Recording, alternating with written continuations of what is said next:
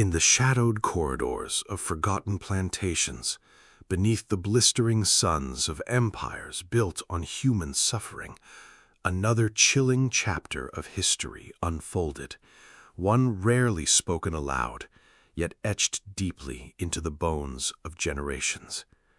While kings and pharaohs once manipulated bloodlines to preserve crowns and dynasties, there existed men who wielded absolute power over enslaved people and turned human lives into calculated breeding stock. Behind ledger books, iron gates, and sprawling fields of cotton and sugar, the horrifying machinery of forced inbreeding became not merely an act of cruelty, but a deliberate economic strategy. Imagine a plantation owner standing upon the balcony of a grand southern estate in the early 19th century, surveying not just crops, but families. To him, enslaved men and women were not people with hopes and fears, but investments measured in labor, fertility, and profit. As the transatlantic slave trade became restricted and eventually outlawed in places like the United States after 1808, many slaveholders turned inward. Unable to legally import large numbers of enslaved Africans, they sought to increase their property through forced reproduction. The plantation became a grotesque breeding ground where bloodlines were monitored with cold precision. One such figure, whispered through the records of history, was Virginia slaveholder John Hartwell Cocke, who wrote extensively about controlling enslaved populations for economic productivity. Though not all plantation owners openly documented such practices, scattered diaries, advertisements, and testimonies reveal a disturbing reality. Enslaved people were often paired, separated, or coerced into reproduction based entirely on the desires of those who owned them. Families were broken apart with ruthless efficiency, while certain individuals were selected repeatedly to bear children because of perceived physical strength or labor value. Yet, in isolated plantations, where generations remained trapped together, another sinister consequence emerged. Limited populations, forced pairings, and the constant commodification of reproduction sometimes led to close familial relations being ignored or deliberately concealed by slaveholders concerned only with increasing numbers. In these hidden corners of history, the same dangers observed in royal dynasties surfaced among enslaved populations, not through tradition or divine ideology, but through systematic dehumanization. The plantation records of the American South tell chilling tales. Children were listed beside livestock inventories.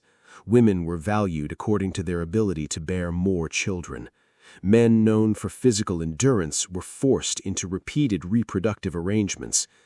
Formerly enslaved people interviewed during the 1930s under the Federal Writers Project recalled breeding farms where enslaved individuals were paired against their will to produce stronger workers. Though historians debate the scale and organization of such operations, the testimonies themselves paint a haunting portrait of lives reduced to biological transactions. One former slave, Harriet Jacobs, whose memoir shook the conscience of 19th century America, described the constant sexual exploitation embedded within slavery. Her words revealed a world where ownership extended over the body itself, where human intimacy was twisted into another instrument of domination. Frederick Douglass likewise spoke of families torn apart before children even understood the meaning of kinship. In such a world, lineage ceased to be sacred. It became currency. But history teaches us that no system built upon the suppression of humanity escapes consequence. Just as the Habsburg kings of Europe suffered under generations of confined bloodlines, the brutal manipulation of enslaved populations left scars, both physical and psychological. Diseases spread more easily in isolated communities deprived of proper health care and nutrition. Trauma passed silently from parent to child. Entire family histories vanished beneath renamed identities and auction blocks.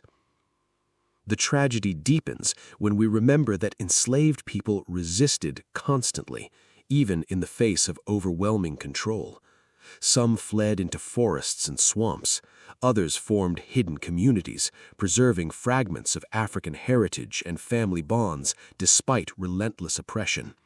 Mothers risked unimaginable punishment to protect their children. Fathers whispered stories by candlelight so the next generation might remember they were human beings, not property.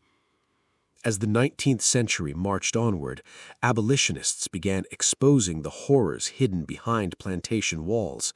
Newspapers carried accounts that shocked Northern audiences. Former slaves published narratives revealing the monstrous logic of a society that claimed civilization while treating people as breeding stock. The contradiction became impossible to ignore. A nation proclaiming liberty had built portions of its wealth upon the calculated destruction of family autonomy. Then came the storm of the American Civil War. Cannons thundered across fields once worked by enslaved hands. Plantations burned. Empires of cotton collapsed beneath the weight of bloodshed and rebellion. And with emancipation, millions stepped into freedom carrying invisible wounds inflicted across generations. Yet the echoes did not fade easily. Even after slavery's abolition, pseudo-scientific ideas about selective breeding and racial hierarchy lingered into the 20th century. The rise of eugenics movements in Europe and America revealed how dangerous the obsession with controlling human reproduction could become. Once again, powerful institutions attempted to decide whose bloodlines deserved continuation and whose did not. History, it seemed, had not entirely learned its lesson. Modern genetics has since illuminated the profound importance of diversity within populations.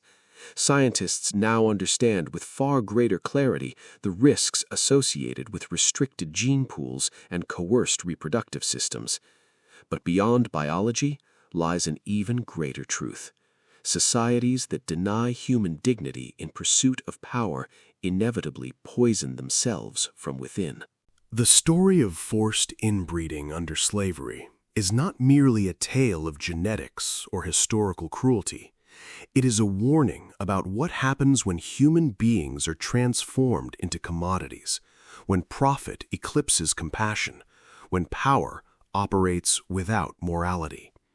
And perhaps that is why these stories continue to haunt us across the centuries, because beneath every statistic stood a person, a mother holding her child beneath the moonlight, a young man praying not to be sold away, a family trying desperately to remain whole in a system designed to shatter them. Their voices still echo through time, and if we listen closely enough, they remind us that the true strength of humanity has never come from purity of blood, nor from domination, nor from the control of lineage. It has always emerged from resilience, compassion, and the stubborn refusal of the human spirit to be reduced to property. So, as we close this journey into one of history's darkest corridors, remember this: every family tree carries stories of suffering and survival alike. Some branches were bent by tyranny, others endured storms unimaginable, but together they formed the vast tapestry of humanity itself, flawed, wounded, and yet still reaching toward freedom. Until next time, this has been another descent into the echoes of history, where the past never truly dies. It simply waits for us to remember.